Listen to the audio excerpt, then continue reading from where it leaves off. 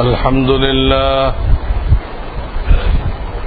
لله وكفى وسلام على عباده الذين اصطفى أما بعد فأعوذ بالله من الشيطان الرجيم بسم الله الرحمن الرحيم إنا أنزلناه في ليلة مباركة إنا كنا منذرين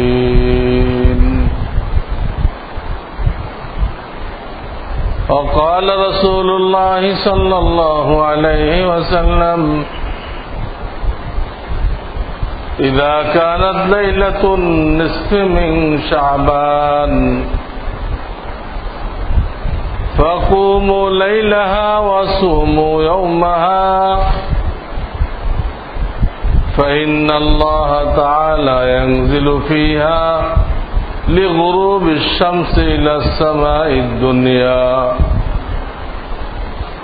فيقول على من مستغفر فأغفر له على مسترزق فأرزقه على مبتلا فأعافيه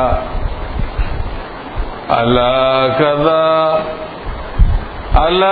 كذا حتى يطلع الفجر أو كما قال رسول الله صلى الله عليه وسلم बुजुर्गान मोहतरम আল্লাহ রাব্বুল আলামিন তার নৈকট্য লাভ করার জন্য আমাদেরকে ইবাদত বندگی দান করেছেন। এর মাধ্যমে বান্দা আল্লাহর নিকটবর্তী হইতে থাকে, আল্লাহর দিকে আগাইতে থাকে। তার অর্থ আল্লাহর প্রিয় হইতে থাকে।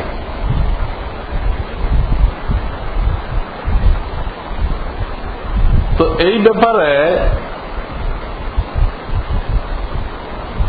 বান্দাকে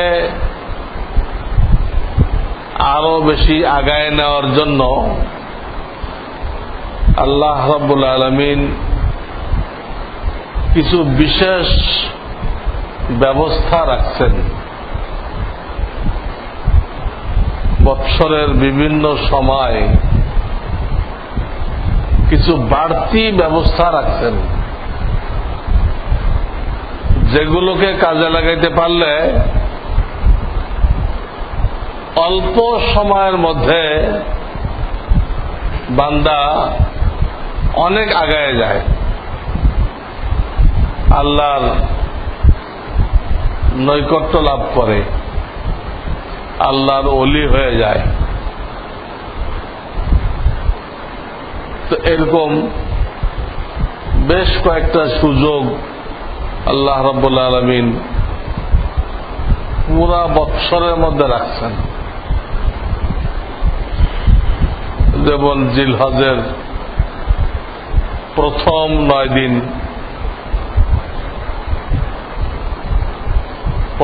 9 দিন, সাংঘাতিক ফজিলত। এর এক এক রাত লাইলাতুল কদরের কাছাকাছি, হুবহু তো না কিন্তু নিকটবর্তী, কাছাকাছি। অধিকাংশ লোক খবর রাখে না, কাজেও লাগায় না। তারপরে আশুরা মুহররমের 10 তারিখ, লাইলাতুল কদর রমজানের শেষের দশকের মধ্যে বেজোড় কোন তারিখ, অধিকাংশ বৎসর 27।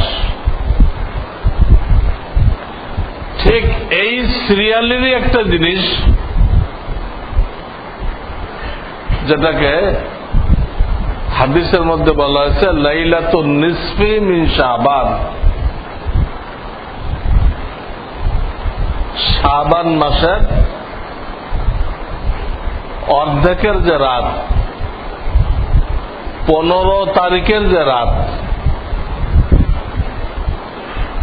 লাইলাতুন নিসফি মিন শাবান। লাইলা মানে রাত, নিস মানে অর্ধেক, মিন শাবান এটা মাসের নাম। ওই কাতারের একটা জিনিস। এই রাত্রেকে আল্লাহ অনেক ফজিলত দান করছেন, অনেক গুরুত্বপূর্ণ। অন্য সময় তো আমরা দোয়া করি আল্লাহ কবুল করেন, শক্ত মতো না হলে কবুল করেনও না। কিন্তু এই রাত্রে রব্বুল আলামিন রহমতের ভান্ডার নিয়ে সূর্য ডোবার পরের থেকে সবে সাদেক পর্যন্ত বান্দাকে ডাকতে থাকেন, বান্দাকে ডাকতে থাকেন। প্রথম আসমান থেকে বান্দাকে আহ্বান করতে থাকেন, আসো তোমরা কেউ গুনাহ খাতা থেকে মাপ চেয়ে নিবে, ইস্তেগফার করো, আমি মাফ করে দিচ্ছি। আসো কেউ কোন বিপদে আসো, বিপদ মুক্তি চাবে।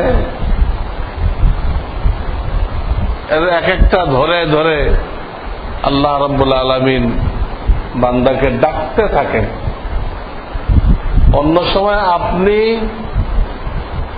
দরজার কড়া নাড়তেছেন, মালিক খুলতেও পারে নাও খুলতে পারে। আর এখন মালিক দরজা খুলে আপনাকে ঢুকতে বলতেছে, কড়া নাড়তেছে না, দরজা খুলে দিচ্ছে, আসো আমার রহমতের মধ্যে দাখিল হও, দাখিল হও, যার মনে চায় দাখিল হও, সবার জন্য উন্মুক্ত। এই রাত্রে লাইলাতুল কদর এরকম হয়। এই রাত্রের ব্যাপারে বহু হাদিস, মিশকাত শরীফ আপনার নাম শুনছেন, আমাদের এখানেও সম্ভবত আছে। এর অন্তত 1 পৃষ্ঠা ভরা শুধু শবে বরাতের ফজিলত সম্পর্কে এত হাদিস। যেমন এক হাদিসের মধ্যে আসছে, সহিহ ইবনে হিব্বানের হাদিস, সহিহ ইবনে হিব্বান হাদিসের কিতাবের নাম। বুখারী শরীফের মতো এটাও সহিহ কিতাব, সহিহ হাদিসের কিতাব। এখানে আসছে এই রাত্রে আল্লাহ তাআলা বান্দাদের দিকে রহমতের দৃষ্টিতে তাকান। যে শিরকের মধ্যে লিপ্ত আছে অথবা যে মুসলমান ভাইয়ের সাথে শত্রুতা পোষণ করে, এই 2 ব্যক্তি ছাড়া অন্যদেরকে মাফ করে দেন। সহিহ হাদিস, সহিহ হাদিস। হাসান পর্যায়ে তো আরো হাদিস আছে। সহিহ ইবনে হিব্বান। অন্য হাদিসের মধ্যে আছে তিরমিজি, ইবনে মাজাহ,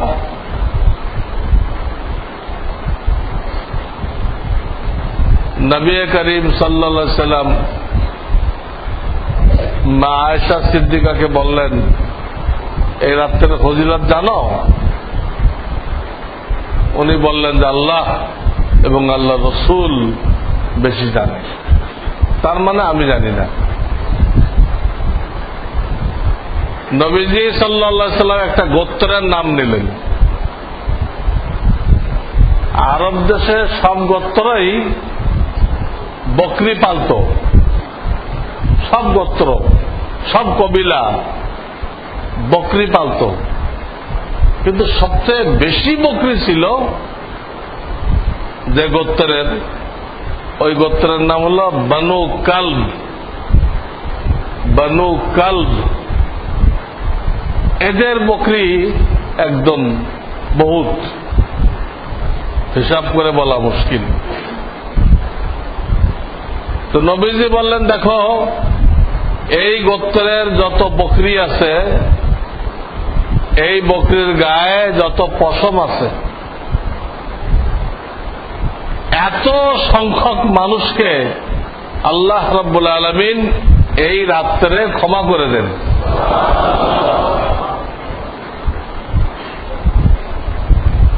তাহলে কত ফজিলতের রাত এটা, কত ফজিলতের রাত। তো বলতেছিলাম আল্লাহ বছরে কয়েকবার এই বাড়তি সুযোগ আমাদের জন্য রাখছে, এবং এর দ্বারা রমজান, তারাবি এটাও তাজা করা হয়, চাঙ্গা করা হয়। অনেকে তো সারা বছর কিছু কিছু রোজা রাখে, আইয়ামে বীজের 3টা রোজা রাখে, অনেকে সারা বছর আর রাখেই না। তারা হঠাৎ করে রমজান শুরু করলে অনেক রকম প্রেশারের মধ্যে পড়ে যায়, হ্যাঁ, ব্যালেন্স রাখতে পারে না। তো 15 দিন আগে এই রোজাটা দিতেন, তোমার সুবিধা অসুবিধা এই রোজা দিয়ে পরীক্ষা করো। রোজা আল্লাহ সহজ করে দেন, এমনি হিসাব করলে তো কোন কোন মৌসুমে কঠিন মনে হয়। এমনি আমাদের হিসাব করলে রোজা কঠিন মনে হয়, যে এত ঘন্টা, বর্তমান সিজনে 16 ঘন্টা রোজা রাখতে হবে, তো কঠিন মনে হয়। কিন্তু আল্লাহ কোরআনে বলছে যে আমি সহজ করে দেই। ইউরিদুল্লাহু বিকুমুল ইউসর ওয়ালা ইউরিদু বিকুমুল উসর। আল্লাহ আসান করে দেন, আল্লাহ তোমাদের উপরে কোন কঠিন জিনিস চাপায় দেন না। অনেক কঠিন জিনিসকে আল্লাহ সহজ করে দেন। তা নাহলে দেখা যায় ডায়াবেটিস রোগীরা 3 ঘন্টার বেশি না খেয়ে থাকলে হাইপো হয়ে যায়, শরীর কাঁপতে আরম্ভ করে, শরীর ঘামায়, কিছুক্ষণ পরে চোখে দেখে না, দেখার শক্তি রহিত হয়ে যায়, তারপরে দাঁত লেগে যায়, আরো আগে বাড়লে হার্ট ফেল করে। সিরিয়াস জিনিস। কিন্তু রমজানে আল্লাহ তাদেরকেও তৌফিক দিচ্ছে, যারা 3 ঘন্টা না খেয়ে থাকলে হাইপো হয়, কঠিন অবস্থা হয়ে যায়। আমি তো বললাম কিছুদিন আগে আমার জানাশোনা এক লোক মানিকগঞ্জের হাইপো হয়ে বেচারা মারাই গেল।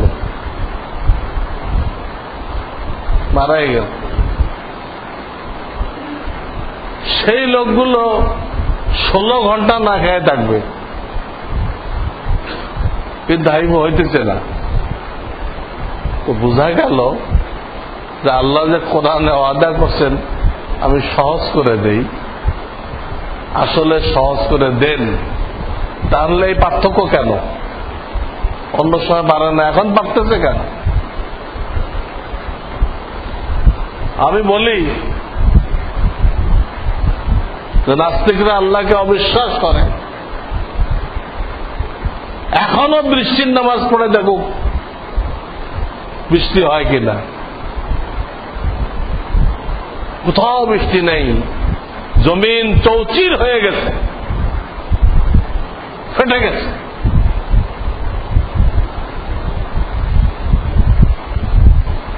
ইস্তিসকার নামাজ পড়তেছে, অনেক সময় নামাজের মধ্যে, অনেক সময় নামাজের পরক্ষণেই প্রত্যেকের মেঘ আসে, বৃষ্টি নাযিল হয়। নাস্তিকরা দেখে না যে আল্লাহর অস্তিত্বের উপরে কত বড় দলিল, যে 1 মাস ধরে বৃষ্টি নেই, মানুষের জান গলায় চলে আসছে, বালাগাতিল কুলুবুল হানাজির, রুহটা গলায় চলে আসছে, এক্ষুনি বের হয়ে যাবে। এই মুহূর্তে ইস্তিসকার নামাজ পড়তেছে, আল্লাহ বৃষ্টি দিচ্ছেন। আল্লাহ জানেন যে এখন যদি আমি সাড়া না দেই তাহলে আমার থাকা না থাকার পার্থক্য কি হলো? থাকা না থাকার পার্থক্য কি হলো? আমি আসি, তার দলিল, তোমরা বৃষ্টি চাইছো, আমি দিয়ে দিচ্ছি।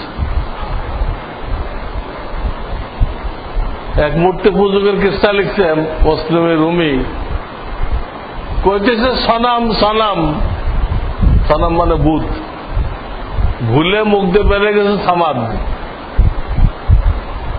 আল্লাহর পক্ষে আওয়াজ আসসালাম ভাই, ফেরেশতারা বলে ইয়া আল্লাহ এত ভুলে গেছে, আপনাকে তো সে বুঝে শুনে ডাকে নাই, এত সনাম করতেছে, সনাম সমাদ না, বলে ভুলে কোকার বুঝে বলো, আমার নাম ধরে ডাকছে, আমি যদি জবাব না দেই তা আমি মাওলার আসি, তা দলিল কি? এর ডাকে আল্লাহ কাজ দিচ্ছে। আল্লাহ, তো এজন্য বলতেছিলাম যে আল্লাহ রাব্বুল আলামিন এই ইবাদত বন্দেগীকে বান্দার জন্য সহজ করে দেন। হজ করার সময় এই দোয়া করা হয় প্রত্যেকটা কাজের আগে, আল্লাহ আমি তওয়াফ করতেছি, তুমি এটা আমার জন্য সহজ করে দাও। প্রথম তো তওয়াফের জায়গার দিক চাইলে ভয় লেগে যায়, তো সম্ভবপর না, কিন্তু দোয়া পড়ে দেওয়ার নামতেছে, তা আল্লাহ তওয়াফ করে দিচ্ছে, ওর মধ্যে ফাঁক ফকর দিয়ে করে আসে। বাহ্যিক ভাবে দেখলে কোনো ব্যবস্থা নেই, এত ভিড়, এত ভিড়, মাথা মাথা, শুধু মাথার মাথা, এর মধ্যে দিয়ে আল্লাহ করাই দিচ্ছে। এগুলো আল্লাহর কুদরত, আল্লাহ তার কুদরত দ্বারা বান্দার জন্য সহজ করে দেয়। তো এই রাতটা আমাদের মানতে হবে, এবং আমরা আলহামদুলিল্লাহ সবটা মাইনেও আছি।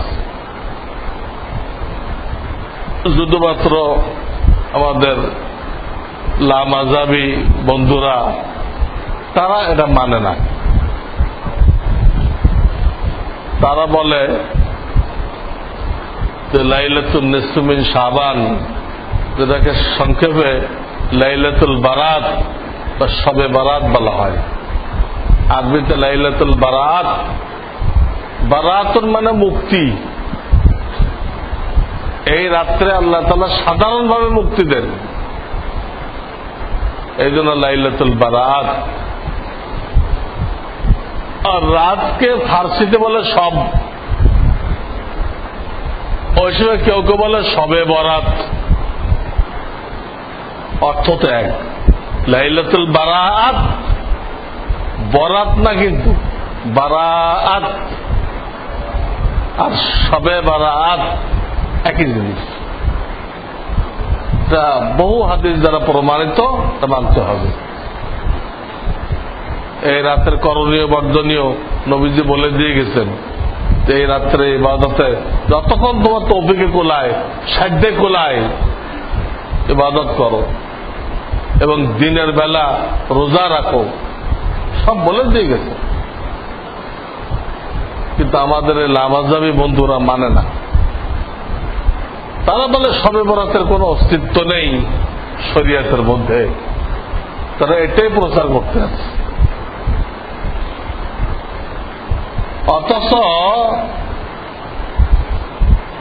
তারা যাদেরকে বড় মানে তাদের নিজেদের লোক মনে করে, তার মধ্যে সবচেয়ে নাম করা হল নাসিরউদ্দিন আলবানী। নাসিরউদ্দিন আলবানী সৌদি গভর্নমেন্ট যাকে 24 ঘন্টার নোটিশে সৌদি আরব থেকে বহিষ্কার করে দিচ্ছে, সৌদি আরব থেকে বহিষ্কার করে দিচ্ছে। এরা, এই লোকটা লামাজাবি বন্ধুদের নজরে অনেক বড় ব্যক্তি, আমাদের নজরে না।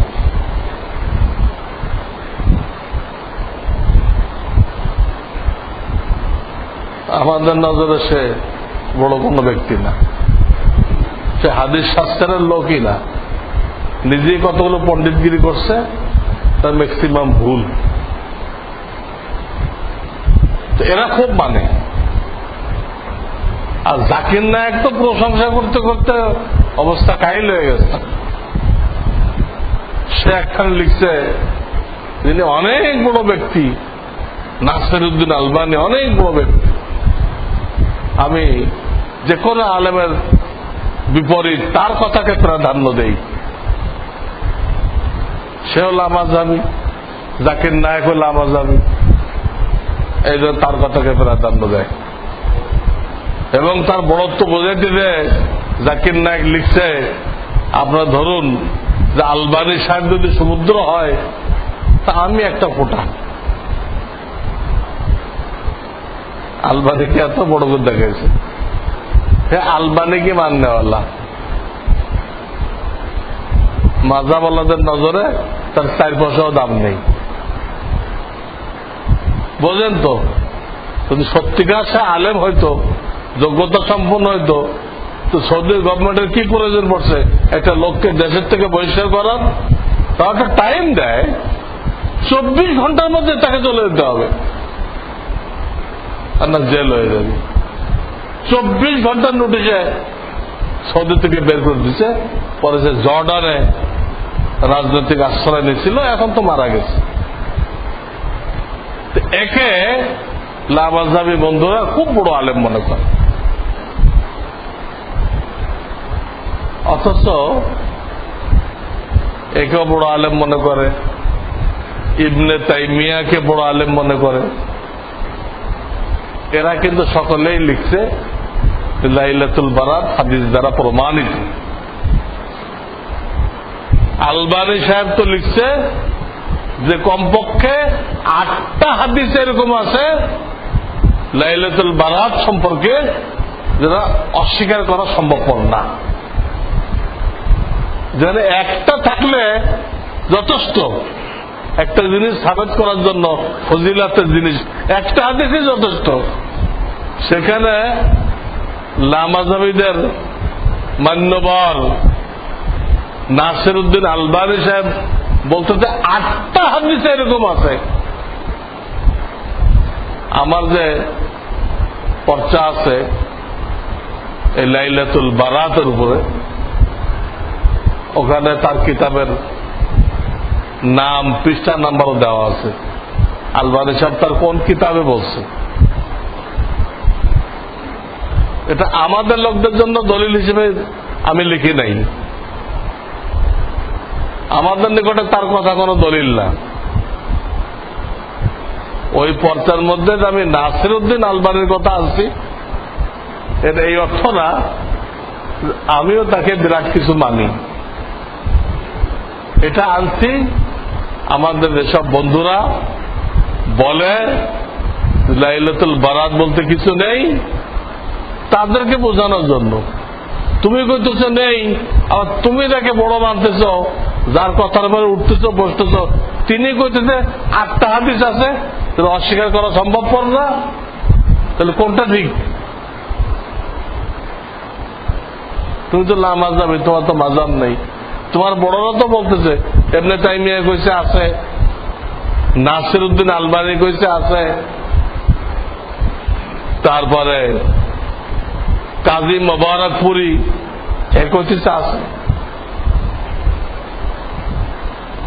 এটা সবাই বলতে চাচ্ছে। তো তারা যে কথাটা বলে, এটা নিজেকে মাহরুম করার ব্যবস্থা। আল্লাহ এত সুন্দর একটা ব্যবস্থা দিচ্ছে মাগফিরাত নেওয়ার, সেই মাগফিরাত থেকে নিজেকে বঞ্চিত করার একটা ব্যবস্থা অস্বীকারই করে দিলাম। আল্লাহ দিলেন, আমি নিলাম তো না, সেই ফজিলত আরো 10 ভাইকে মাহরুম করে দিলাম। কত বড় জঘন্য কাজ! এই জন্য এরা কি বলল না বলল আমাদের দেখার দরকার নেই। 1400 বছর পালিত হয়ে আসছে, এর পিছনে অনেক হাদিস আছে, এটা আমরা মানি, আমরা মানব ইনশাআল্লাহ। তো আজকের দিনগত রাত্রে সেই লাইলাতুন নিসফ মিন শাবান, ইসলামের রাত আগে আসে, আর কালকে হলো সেই রোজা। যারা কমজোর তারাই একটাই রাখুক, আজকে রাত্রে ইবাদত করবে, কালকের দিনে রোজা রাখবে। আর যারা শক্তিশালী, আল্লাহ যাদেরকে তৌফিক দিছে, তারা ওই একটার সাথে মিলায় আরো 2টা বাড়ায় 3টা রাখুক। যাদের শক্তি সামর্থ্য আল্লাহ দান করছেন, তারা 3টা রাখতে চেষ্টা করুক। এক হাদিস আছে, নবীজি সাল্লাল্লাহু আলাইহি সাল্লাম রমজানের পরে এই মাসে সবচেয়ে বেশি রোজা রাখতেন।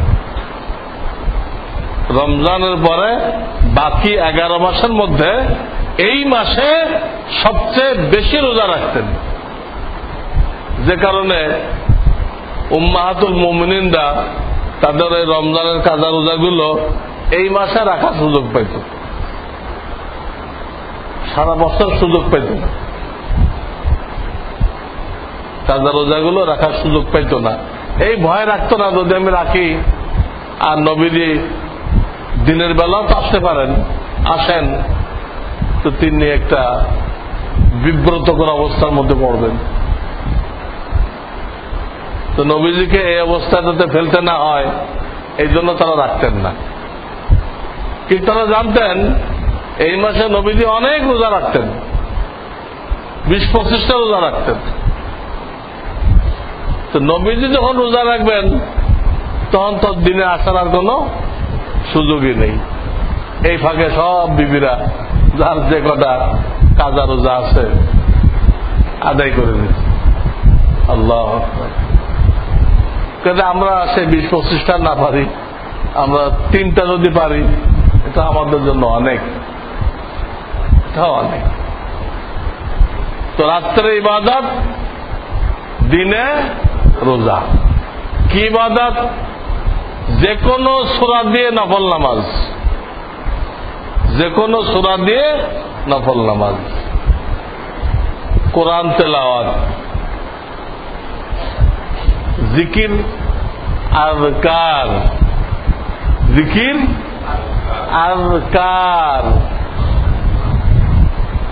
আমাদের ফার্ম গেটে